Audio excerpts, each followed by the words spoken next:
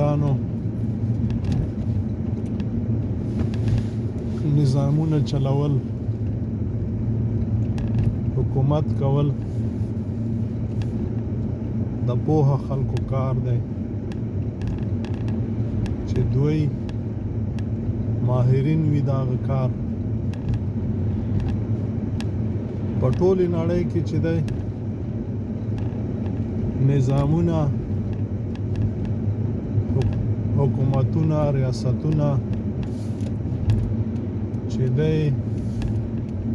خپل هیواد آبادوي داسې په صداقت باندې کار کوي چې د دوی هغه خپل وخت پوره شي څو کاله چې وروسته یې نوم پاتې شي او خلک ولس ترې خوشحاله وي دوی یو د بل نه زیات کوښښ کوي چې خپل هیواد آباد کړي او خپل هیواد ته او خپل ولس ته سهولتونه راوړي منګه سره د ایمانه سره د محمد مصطفی صلی الله علیه وسلم د امتی او سره د دې دعوی او ژمنو چې خدای په هر څه قادر دی او خدای پاک د ذره ذره حساب کوي بیا هم چې کله موږ او تاسو په چوکۍ کښینو نو بیا داسې شوړې وهو چې لکه د دښمن مال عزیزانو دا مو په هیر نشي چې دا د بیت المال پیسې وهل دا د ټول خوار و زار ملت ویني او زوی سکل دي د ذره ذره حساب به ورکوو که مو په یاد وي بیلګې تاسې ګورئ یو د غریب سړي زوی که د نیکه نه راونیسئ او دی چې په چوکۍ کښیني بیا میلیونري او بیا غاټې خبرې کوي چې زه خو دومره موټرې لرم او زه خو دومره ډالر لرم او زه خو دومره جایداد لرم او که څوک ورنه وپوښتي چې ته خو د حکومت نوکر وې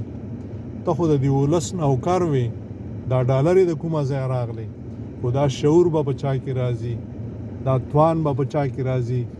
من خو چې یو 95% ړانده یو کاڼه یو ګونګیان یو نه حق وینو نه حق ویلی شو نه حق اورو عزیزانو تر څو پورې چې ویښ نشو دغه حکومتونه چې دی دا د ولس نوکران دي ان تر ولسمشره پورې د ولس نوکران دي خو منګه که یو چاپړاسیم وي نو بیا د هغې ته څه کوو لکه د کوکري ورته خوځو چې دا کار به ونه کړي لاس کې ورته څه نیولي نو څنګه چې غر یې همدغسې ځناور یي څنګه چې مقتدي همدغسې ملا یي نو تر څو چې ویښ نه شو نه به وطن آباد شي نه به ولس آباد شي او نه به چې دی منګه سم شو در په در خاورې په سر به یو شرمېدلي به وي تاسو باور وکړئ چې په نورې نړۍ کې د منګه پورې خلک خاندېدي دي مسلمانانو پورې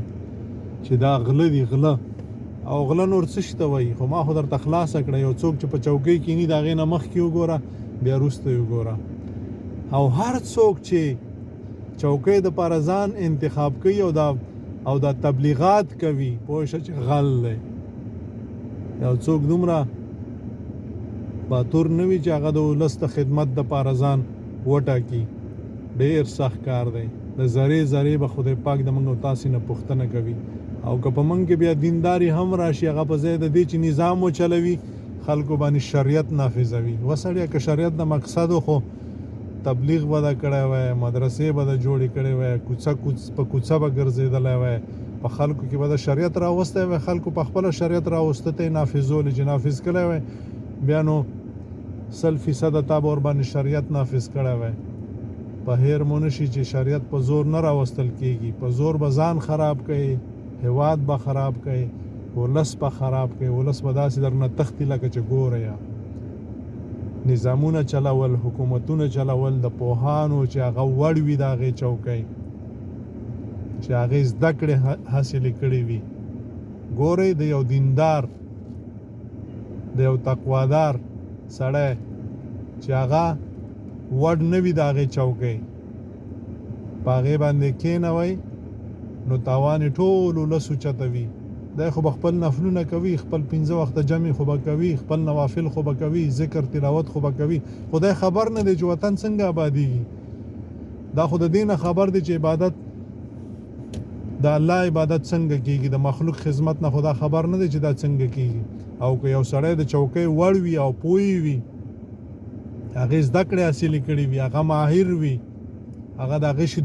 ډپلوم ولري، موږ په نورې نړۍ کې دا ګورو. د هغې بېماني خپله ده، خو د هغې وړتیا ولس ته او خاورې ته ګټه رسوي،